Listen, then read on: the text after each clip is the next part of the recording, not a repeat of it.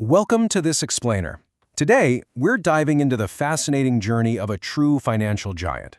Right now, PNC Financial Services manages hundreds of billions of dollars. It's this massive, invisible digital network stretching across the nation. But, before it became the modern titan we know today, its roots were actually forged in the gritty, smoke-filled air of 19th century Pittsburgh. We're going to explore how this institution evolved right alongside the United States, transforming from a local lender in a city of steel and coal into a total national powerhouse. So, when we think about America's Industrial Revolution, our minds usually jump straight to the visible monuments of progress, right? The towering smokestacks, the massive steel mills, locomotives crisscrossing the country. But what was the invisible engine behind all of that? Well, the answer is capital, money. Behind every single growing industry, there was an equally vital financial machine hard at work. Businesses needed massive loans just to build those factories. Workers needed a safe place to stash their hard-earned wages, and merchants needed accounts to manage their day-to-day operations. Without this invisible engine of capital, those physical engines of industry, they literally couldn't run. Okay, let's dive into this. Picture banking back in 1850. It was entirely physical and deeply, deeply relational. I'm talking no ATMs, no mobile banking, no instant electronic transfers, none of that. You actually had to walk into a physical branch and speak directly with a human teller. And every single transaction, it was meticulously recorded by hand in these massive paper ledgers. Money was heavy coins and paper notes. And crucially, if you wanted a loan, it depended almost entirely on your personal relationships and the bank's deep local knowledge. Cut to today, and we live in a world of smartphones, invisible digital databases, and vast national networks.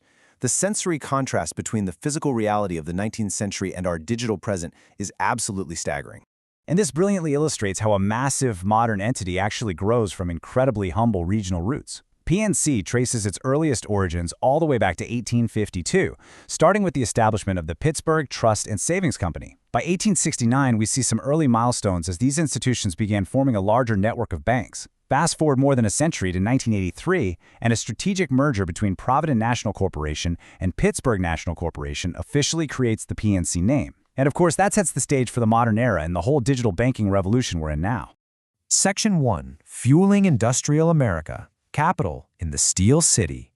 Imagine mid-1800s Pittsburgh for a second. It's sitting perfectly at the meeting point of three major rivers. Steamboats are chugging along the water, coal is fast becoming the most important commodity in the nation, and factories are just multiplying by the day. But here's the thing. You can't build a massive factory without financing. You just can't. You can't lay thousands of miles of railroad tracks without major investment, and ordinary merchants absolutely cannot operate without credit.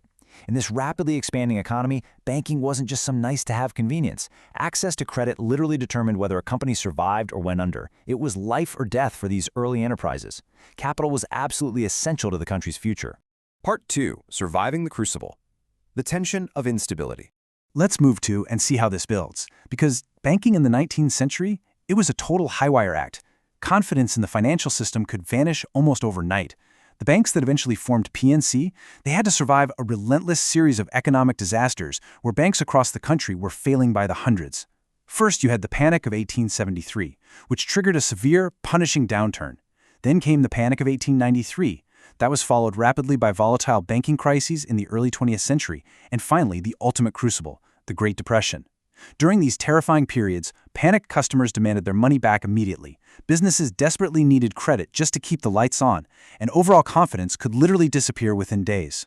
So the crucial point is that the institutions that actually managed to survive these dark periods learned one profound, hard-won lesson. Financial stability matters most when the economy is unstable. When the ground underneath the economy is literally shaking, a bank's stability is pretty much the only thing keeping the whole system from completely collapsing. Section 3. The Era of Mergers, Consolidation, and Scale. After World War II, a rapidly suburbanizing America demanded a totally new kind of banking. Institutions had to transform from single, local, 19th century operations into large-scale, modern businesses designed to meet the demands of a booming post-war nation. Suddenly, everyday Americans needed checking accounts. They needed mortgages to buy those brand new suburban homes.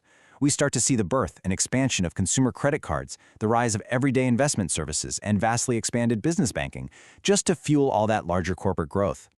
Now, what's really interesting about this is that to survive and thrive in this massive new national economy, Growth happened through strategic fusions of regional powers. The very name PNC comes directly from the historic 1983 merger of Provident National Corporation and Pittsburgh National Corporation. That specific consolidation was the catalyst. It took what had essentially been a collection of localized banking institutions and strategically fused them together to create a true national powerhouse, expanding their financial footprint far beyond the borders of Pennsylvania. Section 4. The Digital Revolution. The Enduring Core. While massive digital databases entirely replaced those old paper ledgers and smartphones replaced physical branch visits, surviving really meant adapting to technology without losing the core function. The tools evolved drastically, but the fundamental functions of banking, they remained remarkably identical. 1. Save money. 2. Borrow money. 3. Move money. 4. Manage money. And 5. Invest for the future. Whether you were using a handwritten check in 1850 or firing up a mobile app today, the underlying purpose hasn't changed one bit. From 19th century Pittsburgh all the way to the modern American financial system, through industrial expansions, economic panics, world wars, and massive technological revolutions, the roots remain connected to a much simpler world. A world where a bank's most important asset wasn't a shiny new app, it wasn't a sleek website, it wasn't a massive humming data center, it was, and honestly always has been, trust. Banking is about confidence. It's about relationships. It's about believing that when you put your life savings into someone else's hands, it will still be there exactly when you need it. The names of these institutions might change through endless mergers. Their historic brick-and-mortar buildings might disappear into the digital ether, and their current technology? It will absolutely become obsolete in a few years.